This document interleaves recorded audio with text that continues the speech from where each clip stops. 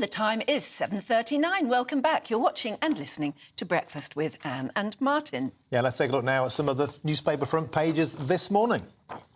And the Guardian's front page features a quote from the head of Greenpeace saying Rishi Sunak will go down in history for failing on climate. How about don't climb on his roof? The Financial Times reports on the collapse of retailer Wilko. The company went into administration yesterday, putting 12,500 jobs at risk. And the Daily Express leads with a picture showing a packed small boat with migrants trying to cross the Channel yesterday. It says the number of migrants coming here in small boats since 2018 has reached the 100,000 mark. And the eye goes different. It leads with the mortgage rates war as competition is increasing amongst the major lenders. And the Daily Telegraph reports on the extra pressures on the NHS from the junior doctors' strike. The paper says they have cost the NHS around £1 billion so far. With us to go through the papers now is former editor of the Daily Star, Dawn Neeson, and GB News senior political commentator, Nigel Nelson.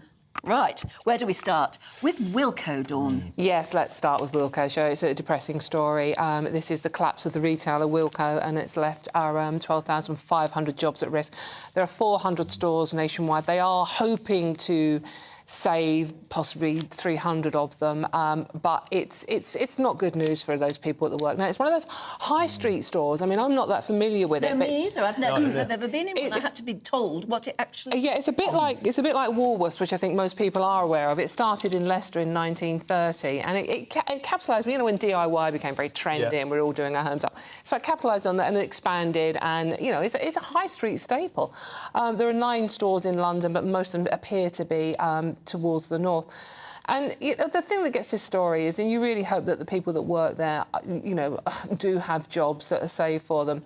But, you know, they paid the owners £2.25 million in dividends to the end of year last year, whilst making a £367 million loss. Yeah. And it's like, why are you paying yourself dividends when you're managing a company that's so badly run that you're losing? I thought dividends were meant to be rewards for success. Well, this is the thing, this is where I'm confused. And then, you know, there are people there who I'm sure are not paid a lot of money, the people working on the shop floor, and now be worried about their futures and paying their mortgages when everything else has gone up. Yeah, Wilko's is part of most high streets where I grew up around the Midlands, Nottinghamshire.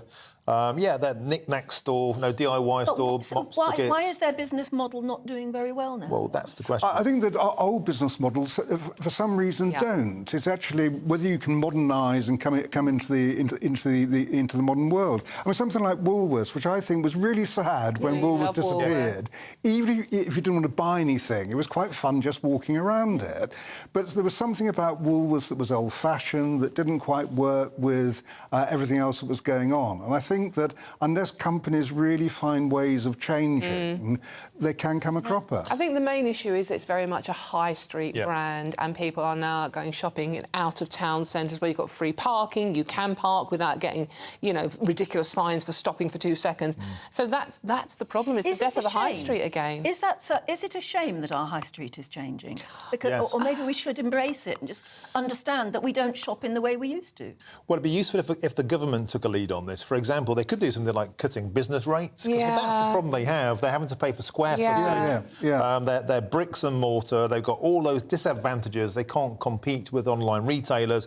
And I think this is going to be just one of many more to come. But it's also down to us, Martin. I mean, how many of us now... I mean, I'm as guilty as charged. Just think of clicking online and having it delivered rather than making the effort to go down the local high street and buy from a shop. Me too. Also, you can go to a shop into a big out-of-town shopping centre and get everything you want in one go. And don't forget as well, Poundland, which in many ways trod on a lot of the same ground as Wilko, is a roaring, massive success. So more nimble, more streamlined competitors came along, and they are doing well on the high street, so it's not all doom and gloom. No, that's true. OK, well, not all doom and gloom, Nigel, in the eye, talking about the war between mortgage lenders. Yes, which is actually good news for borrowers.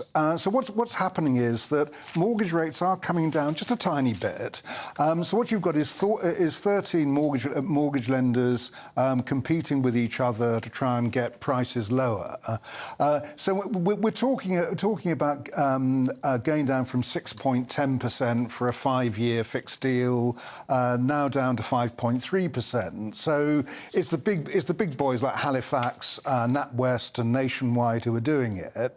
But 13 lenders seem to be trying this route, which of course leaves 69 who aren't. So it's worth shopping around to find out where you can get your mortgage from.